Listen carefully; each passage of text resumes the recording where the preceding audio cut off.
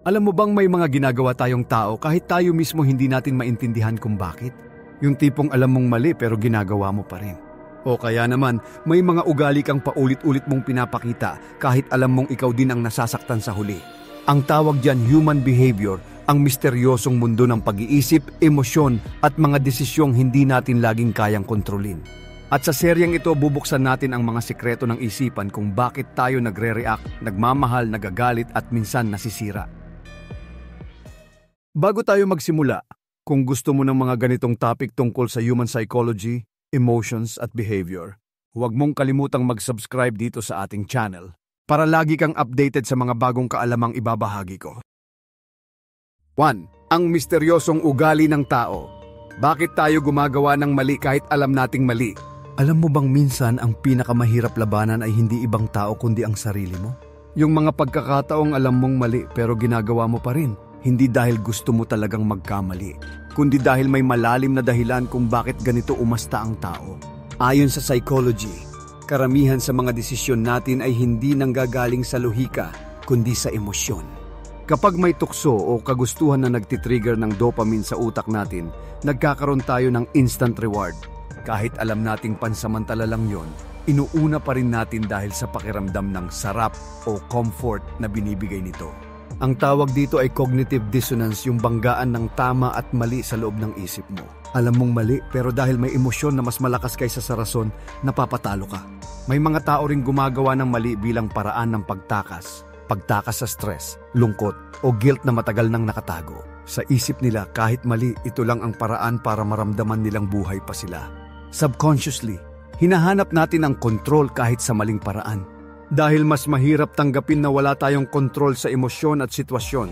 Pero ayon sa mga psychologist, ang unang hakbang para mabago to ay hindi ang agad na pagpilit maging tama kundi ang pagkilala sa sarili. Kapag alam mo na kung saan nanggagaling ang mga desisyon mo, mas madali mong mapipigilan ang sarili mong paulit-ulit na pagkakamali. Tandaan mo, hindi mo kailangang maging perpekto. Ang tunay na katalinuhan ay hindi yung laging tama, kundi yung marunong umamin kapag mali at marunong matuto sa bawat pagkakamali. 2. Ang tunay na dahilan kung bakit kahirap magbago. Alam mo ba kung bakit kahit ilang beses mong sabihing magbabago na ako, ay bumabalik ka pa rin sa dati mong ugali? Hindi dahil mahina ka o kulang ka sa disiplina. May mas malalim na dahilan kung bakit napakahirap magbago ang isang tao. Ayon sa psychology, ang utak ng tao ay likas na lumalaban sa pagbabago. Tinatawag itong homeostasis, ang natural na sistema ng katawan at isipan na gustong manatili sa kung ano ang nakasanayan. Kahit nakakasama na sa atin, mas pipiliin pa rin ng utak ang pamilyar. Dahil dito siya nakakaramdam ng seguridad at kontrol. Kaya kahit gusto mong baguhin ang isang ugali, may parte ng isipan mo na nagsasabing mas okay na yung dati. Ito ang dahilan kung bakit ang pagbabago ay hindi lang disiplina, kundi labanan sa pagitan ng luma at bagong bersyon ng sarili mo. May isa pang dahilan. Tinatawag itong identity conflict. Kapag matagal mo nang nakasanayan ang isang ugali, nagiging bahagi na ito ng iyong pagkakakilanlan. Kaya kapag pinipilit mong magbago, parang may nawawala sa kung sino ka. Kaya mo ito nilalabanan hindi dahil ayaw mong magbago, kundi dahil ayaw mong mawala ang ikaw na nakasanayan mo. Ngunit ayon sa mga eksperto, ang tunay na pagbabago ay hindi kailangang biglaan. Nagsisimula ito sa maliliit na hakbang, araw-araw na pagpili, at pagkilala sa mga dahilan kung bakit mo ginagawa ang mga bagay na gusto mong baguhin. Kapag naintindihan mo kung saan nanggagaling ang ugali mo, doon mo lang tunay na mababago ang sarili mo hindi dahil gusto mo, kundi dahil handa ka nang bitawan ang dating ikaw. Tandaan mo, hindi mo kailangang maging ibang tao para magbago. Kailangan mo lang maging mas matalino kaysa sa dating ikaw. 3. Bakit mas pinipili natin ang masakit kaysa sa tama? Nakaranas ka na bang manatili sa isang sitwasyon na alam mong nakakasakit pero ayaw mong iwan? Yung alam mong mali na pero pilit mo pa ring pinipili. Bakit nga ba ganun? Bakit mas madalas nating piliin ang masakit kaysa sa tama? Ayon sa psychology, hindi laging lohika ang basehan ng mga desisyon ng tao kundi emosyon. Kapag may emosyon na malalim na nakakabit sa isang bagay o tao, nagiging mahirap itong bitawan kahit alam mong hindi na ito mabuti para sa'yo. Tinatawag ito ng mga psychologist na emotional attachment trap. Isang psikolohikal na estado kung saan hinahayaan mong kontrolin ng damdamin ang iyong realidad. Isa pang dahilan ay ang tinatawag na reward cycle ng utak. Kapag nakararanas tayo ng kahit kaunting kaligayahan sa gitna ng sakit, naglalabas ang utak ng dopamine, ang kemikal na nagbibigay ng pakiramdam ng sarap. Kahit pansamantala lang, hinahanap ito ng isip, kaya kahit paulit-ulit tayong nasasaktan, bumabalik pa rin tayo dahil hinahabol natin ang sandaling kasiyahan na iyon. May iba namang tao na pinipili ang masakit dahil natatakot sa hindi alam. Mas pipiliin na lang nila ang pamilyar na sakit kaysa sa takot na dala ng pagbabago. Ito ang tinatawag na comfort in pain. Ang ideya na minsan, mas komportable tayo sa sakit na kilala natin kaysa sa kaligayahang hindi pa natin alam.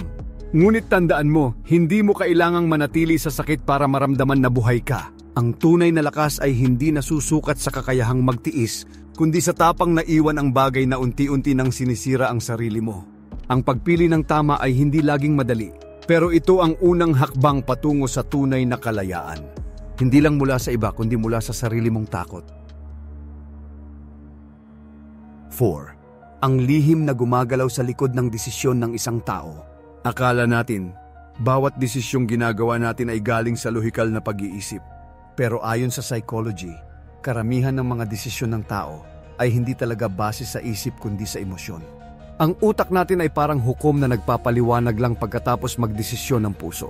Kapag may pinili tayong bagay, kadalasan, hindi dahil iyon ang tama, kundi dahil iyon ang mas pakiramdam nating tama. Ang tawag dito ay emotional reasoning, isang uri ng pag-iisip kung saan ginagawang basehan ang damdamin sa halip na ebidensya.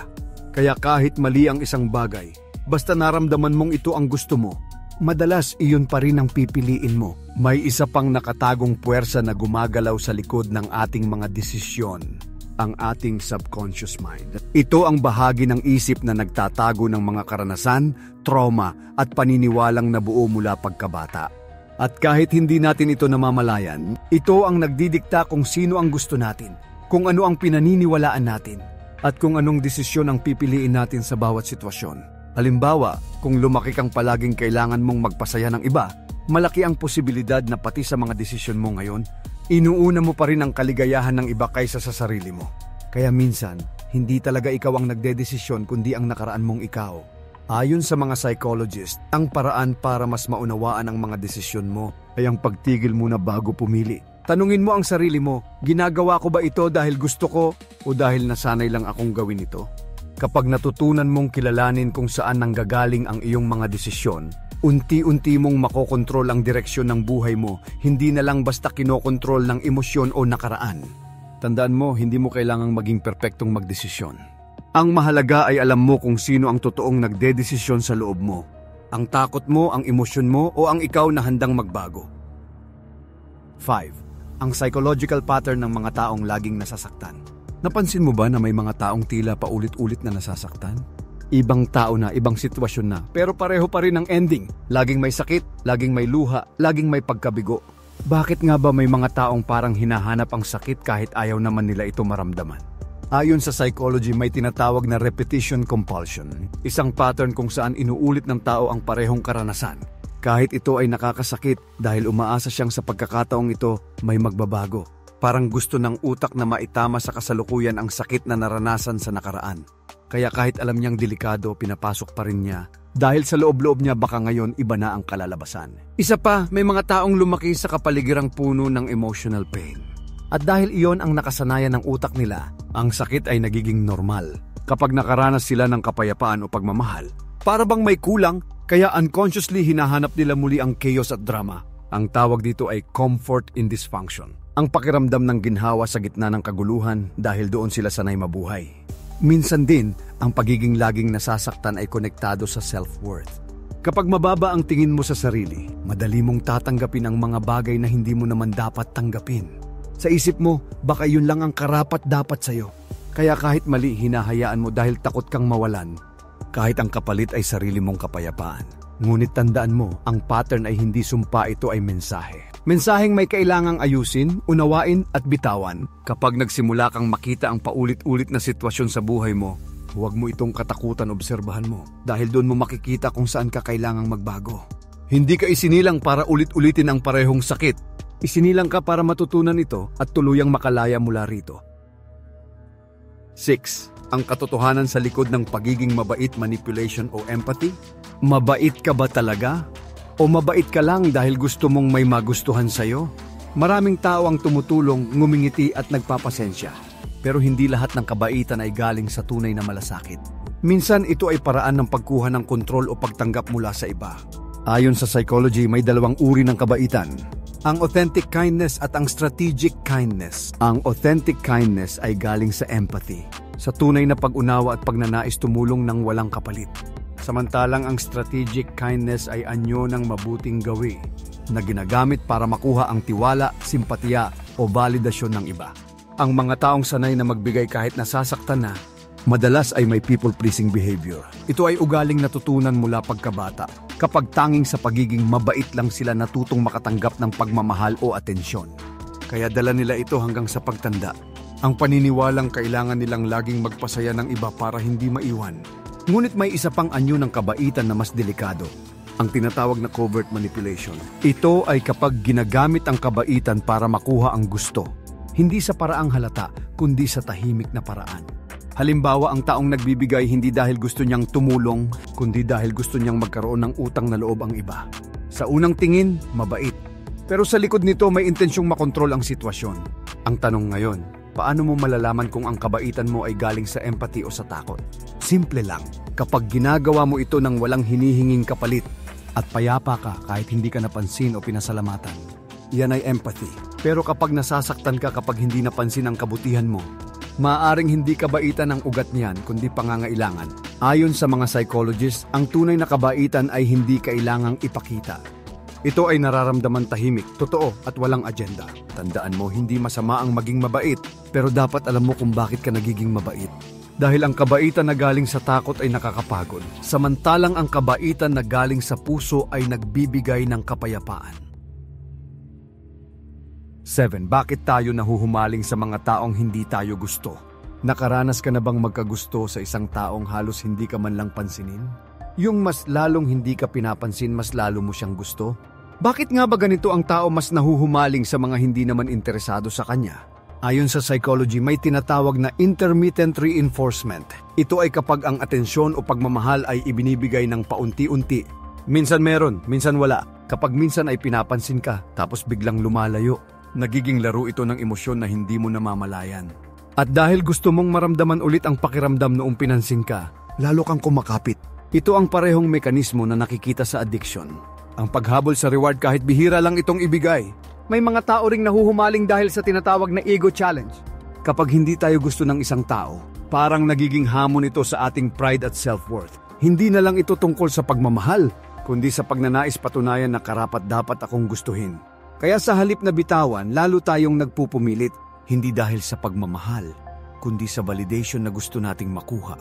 Ayon sa mga psychologist, ang ganitong uri ng paghahabol ay may ugat sa attachment style. Ang mga taong may insecure attachment, karaniwang hinahanap ang mga relasyon na puno ng uncertainty dahil iyon ang uri ng pagmamahal na nakasanayan nila noong bata pa sila. Hindi sigurado, hindi buo pero laging hinahanap. Kaya minsan, hindi talaga tao ang hinahabol natin, kundi ang emosyon na ibinibigay nila, ang thrill, ang excitement at ang pakiramdam na baka sakaling ngayon ako na ang pipiliin. Ngunit sa totoo lang, ang habol na iyon ay hindi pag-ibig kundi takot. Takot na hindi sapat at takot na walang tatanggap sa atin ng buo. Tandaan mo, hindi mo kailangang habulin ang hindi naman para sa'yo. Ang taong para sa'yo ay hindi kailangang habulin dahil siya mismo ang lalapit kapag tama na ang panahon. 8. Ang hidden behavior na di mo napapansin pero nagkokontrol sa buhay mo. Minsan siguro naiisip mo bakit parang paulit-ulit ang mga nangyayari sa buhay mo. Iba't ibang tao, iba't ibang sitwasyon. Pero pareho pa rin ang resulta. Hindi mo alam, may mga ugali o pattern ka pala na tahimik na nagdidikta ng direksyon ng buhay mo. Ito ang tinatawag na hidden behavior, mga kilos na di mo napapansin pero malakas ang impluensya sa lahat ng desisyong ginagawa mo. Ayon sa psychology, karamihan sa mga kilos natin ay nanggagaling sa subconscious mind. Ito ang bahagi ng utak na nag-iipon ng mga karanasan, trauma at paniniwala mula pagkabata.